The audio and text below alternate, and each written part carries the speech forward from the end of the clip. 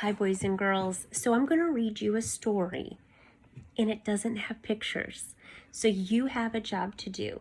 While I'm reading you this story, you can listen and draw the setting of where you think the story takes place. All right?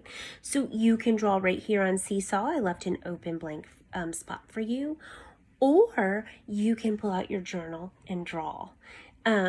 So your only job right now is to draw the scenery, the setting of the story and where you think it takes place. All right? So here it goes. The Mitten.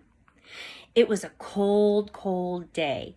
A mouse was looking for a warm spot, and just then, Mouse found something by a tree.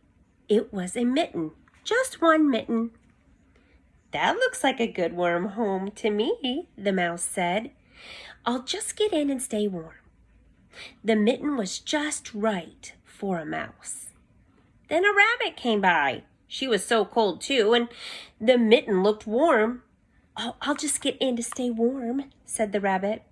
"There is no room," said Mouse. "I'm so cold," said Rabbit.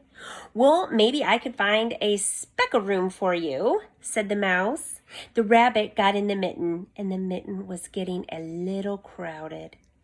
Then a fox came to the mitten. He was so cold, and the mitten looked warm. "That looks like a good warm home," the fox said. "I'll just climb in." "There is no room," said the rabbit. "But I'm so cold," said Fox. "Please let me come in." "All right," said the rabbit. "We'll squeeze together and make room for you." The mouse and the rabbit squeezed together, and the fox climbed in. The mitten stretched and stretched, but it managed to hold all three animals. I bet that mitten's getting big. "That's the last one," squeaked the mouse. Then a big bear lumbered up to the mitten. He was very, very cold, and the animals in the mitten looked so warm and cozy. "That looks like a good warm home," said the bear. "I'll just slip in and get warm." "No room," cried the fox. "No room," cried the rabbit. "No room," cried the mouse. "Then make room," cried the bear. "It's freezing out here." So the fox and the rabbit and the mouse all huddled very close together to make room for the bear. The bear pushed and squeezed himself into the mitten. The mitten stretched and stretched, but it didn't break. Then a little cricket hopped up to the mitten. The poor little cricket was very, very cold. When he saw the mitten, she said, "That looks like a good warm home. If I could just squeeze inside, I could get warm." The mitten was already full with the mouse and the rabbit and the fox and the bear. But the cricket was so tiny. Surely there was room in the mitten for her too. Slowly, she put one thin leg into the mitten.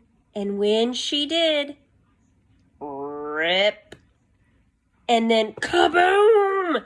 The mitten burst apart. Pieces of mitten flew from here to there and everywhere, and out tumbled the bear, the fox, and the rabbit, and the mouse. The mouse looked at the rabbit looked at the fox, and the fox looked at the bear. Then everyone looked at the cricket. "Well, I guess I'll just be on my way," chirped the cricket, and away he hopped as fast as he could.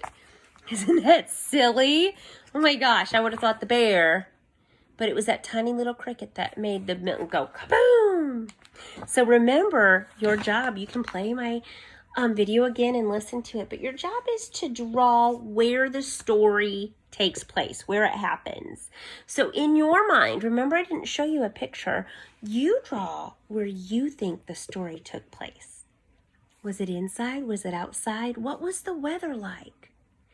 Then you can draw the characters of the story.